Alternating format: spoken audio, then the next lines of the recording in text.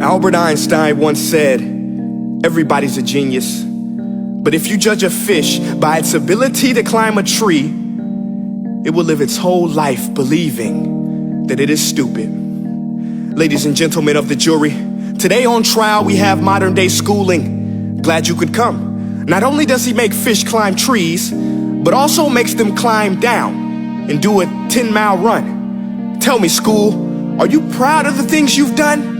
Turning millions of people into robots, do you find that fun? Do you realize how many kids relate to that fish swimming upstream in class, never finding their gifts, thinking they are stupid, believing they are useless? Well, the time has come, no more excuses. I call school to the stand and accuse him of killing creativity, individuality, and being intellectually abusive.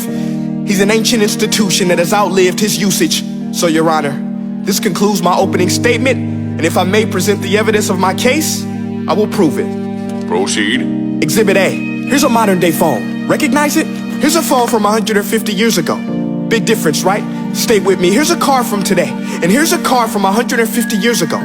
Big difference, right? Well, get this. Here's a classroom of today, and here's a class we used 150 years ago. Now, ain't that a shame? In literally more than a century, nothing has changed.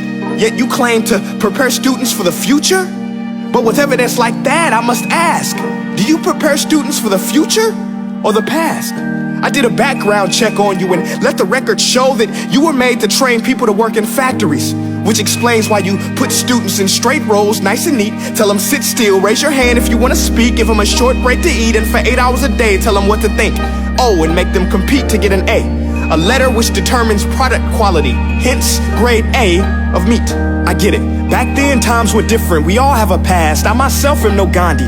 But today, we don't need to make robot zombies. The world has progressed. And now we need people who think creatively, innovatively, critically, independently, with the ability to connect. See, every scientist will tell you that no two brains are the same.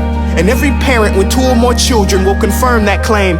So please explain why you treat students like cookie cutter frames or snapback hats, giving them this one-size-fits-all crap. Watch your language. Sorry, Your Honor, but if a doctor prescribed the exact same medicine to all of his patients, the results will be tragic. So many people would get sick, yet when it comes to school, this is exactly what happens, this educational malpractice, where one teacher stands in front of 20 kids, each one having different strengths, different needs, different gifts, different dreams, and you teach the same thing the same way? That's horrific. Ladies and gentlemen, the defendant should not be acquitted. This may be one of the worst criminal offenses ever to be committed. And let's mention the way you treat your employees. Objection. Overruled. I want to hear this. It's a shame. I mean, teachers have the most important job on the planet, yet they're underpaid? No wonder so many students are short-changed. Let's be honest, teachers should earn just as much as doctors, because a doctor can do heart surgery and save the life of a kid, but a great teacher can reach the heart of that kid and allow him to truly live. See, teachers are heroes that often get blamed, but they're not the problem. They work in a system without many options or rights. Curriculums are created by policymakers, most of which have never taught a day in their life. Just obsessed with standardized tests. They think bubbling in a multiple choice question will determine success. That's outlandish. In fact, these tests are too cruel to be used and should be abandoned, but don't take my word for it. Take Frederick J. Kelly, the man who invented standardized testing, who said, and I quote, "These tests are too cruel to be used and should be abandoned." Ladies and gentlemen of the jury, if we continue down this road, the results will be lethal. I don't have much faith in school, but I do have faith in people. And if we can customize healthcare, cars, and Facebook pages, then it is our duty to do the same for education, to upgrade it, change it, do away with school spirit, because that's useless.